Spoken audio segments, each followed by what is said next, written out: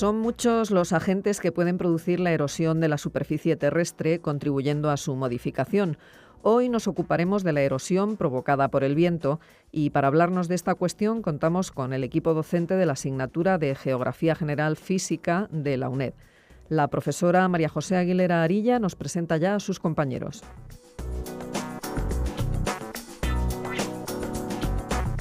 Buenos días.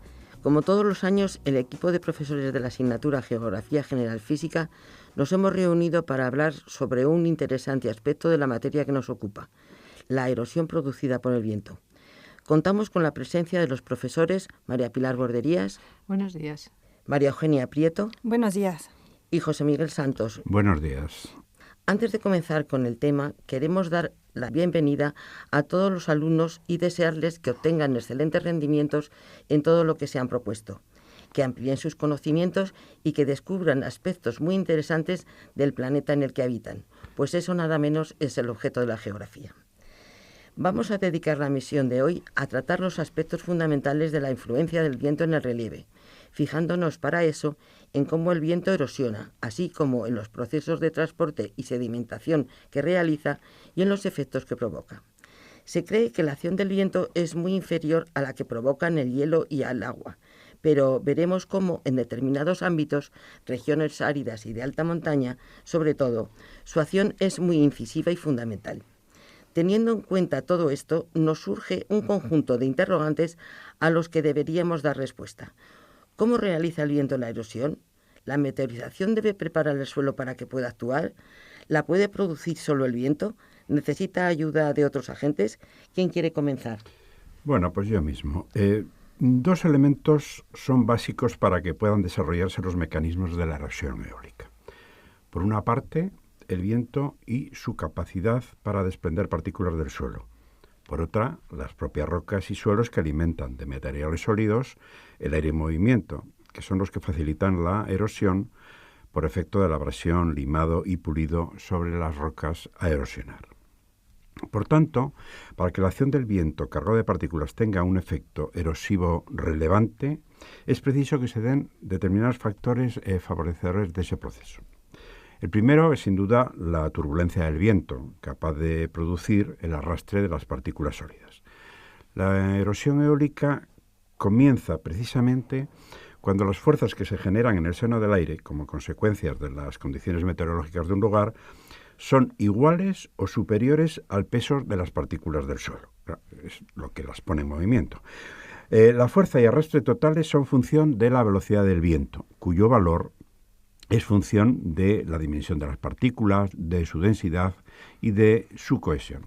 Otros factores fundamentales son pues, la presencia de material fino y suelto y seco, la existencia de una superficie poco rugosa, la falta de humedad, la ausencia de vegetación. Todas estas circunstancias tienen lugar, como ha dicho mi compañera, en zonas áridas como los desiertos y la alta montaña, lugares que tienen además otra característica fundamental: las grandes diferencias de temperatura entre el día y la noche. Esto hace precisamente que la roca se rompa por termoclastia y la erosión eólica pueda actuar con mucha mayor eficacia. Parece evidente, pues, que la erosión eólica es un proceso natural producto de la acción del viento, durante el cual una parte del suelo es disgregada por la meteorización y transportada a otras zonas. Pero, ¿podríais explicar cuáles son los mecanismos de transporte mediante los que el viento traslada esos materiales? Pues las partículas removidas por el viento pueden ser transportadas mediante tres mecanismos fundamentales diferentes: por saltación, por reptación y por suspensión. Y ya luego el modo en que son transportados dependerá de sus propiedades aerodinámicas, como el tamaño, la forma y la densidad, y de la capacidad de transporte del viento, ya según sea su turbulencia, su viscosidad y su densidad. Pues yo, de los tres modos de transporte que has mencionado, Pilar, creo que la saltación es la más importante. Las partículas que se mueven por medio de saltos impulsadas por el viento son desde arenas muy finas a arenas medias, y según las condiciones del viento y del tipo del suelo, este proceso puede explicar entre el 50% y el 90% del transporte de sedimentos por el viento. El proceso de reptación, en cambio, es el deslizamiento de las partículas de un tamaño algo mayor sobre la superficie del suelo, y es a su vez favorecido por el impacto de las partículas que se desplazan por saltación. Finalmente, la suspensión describe el movimiento de las partículas más pequeñas de todas, es decir, de arcillas y limos. Este proceso de transporte tiene lugar a gran altura y entre distancias muy largas. Las partículas pueden viajar cientos de kilómetros antes de posarse nuevamente en la Tierra. La mayor expresión del proceso de suspensión son las tormentas de polvo. Para concluir todo lo dicho, quizás deberíais explicar los mecanismos por los que el viento cargado de materiales sólidos provoca la erosión o desgaste de las rocas. Bien, las dos formas principales de la erosión eólica son la deflación y la corrosión. La deflación, palabra derivada del latín, que significa soplar, tiene lugar cuando las partículas sueltas que se hallan sobre la superficie del suelo son barridas, arrastradas o levantadas por el aire. Este proceso actúa donde la superficie del terreno está completamente seca y además es selectivo. O sea, las partículas más finas, procedentes de las arcillas o limos, son levantadas muy fácilmente y transportadas en suspensión, mientras que los granos de arena, más pesados, se mueven únicamente si el viento es fuerte y tienden además a desplazarse a poca altura del suelo. El otro mecanismo sería la abrasión eólica o corrosión, que se produce cuando el viento arrastra arena y polvo contra las rocas y el suelo. Se trata de la acción sufrida por las rocas al ser friccionadas por los impactos de estas partículas arenosas transportadas por el viento. Cuando las partículas golpean las rocas, sufren a su vez una transformación, tomando un aspecto redondeado. Se redondean sus aristas, ¿no? Y cuando el viento pierde fuerza, va depositando los materiales transportados de forma gradual, lo que habitualmente da lugar a la acumulación de las partículas de similar tamaño y peso. Hasta aquí hemos visto cuáles son los procesos de erosión eólica. Pero, ¿dónde realiza el viento esta labor? En las zonas áridas y semiáridas, pues son las que se encuentran en mayor medida expuestas a la erosión del viento, porque no cuentan con una cubierta vegetal suficiente que proteja el suelo de la acción del viento. Las principales zonas áridas de nuestro planeta, como ya sabemos, son el resultado de los sistemas de altas presiones subtropicales, la lejanía del mar o bien las barreras montañosas que actúan como un obstáculo para las masas de aire húmedo. Y aproximadamente una tercera parte de la superficie corresponde a este tipo de climas. Conociendo cómo se produce y dónde es más frecuente la erosión eólica, nos gustaría ahora recordar cómo el viento modela el paisaje. Pues tenemos formas relacionadas con la deflación y la corrosión y formas resultantes de la acumulación. Como ya ha comentado hace un momento José Miguel, la deflación realiza un barrido de los materiales sueltos en el suelo y deja una superficie de cantos gruesos que, por su apariencia, se conoce como pavimento desértico, desierto rocoso o reg. Si la deflación es más localizada, podemos encontrar depresiones de deflación que, aunque la mayoría son pequeñas, algunas llegan a superar 1,5 kilómetros de diámetro. En cuanto a la corrosión o abrasión, puede esculpir las rocas dando formas piramidales, y esto es lo que solemos conocer como rocas facetadas, o también a yardas con unas formas de crestas alargadas.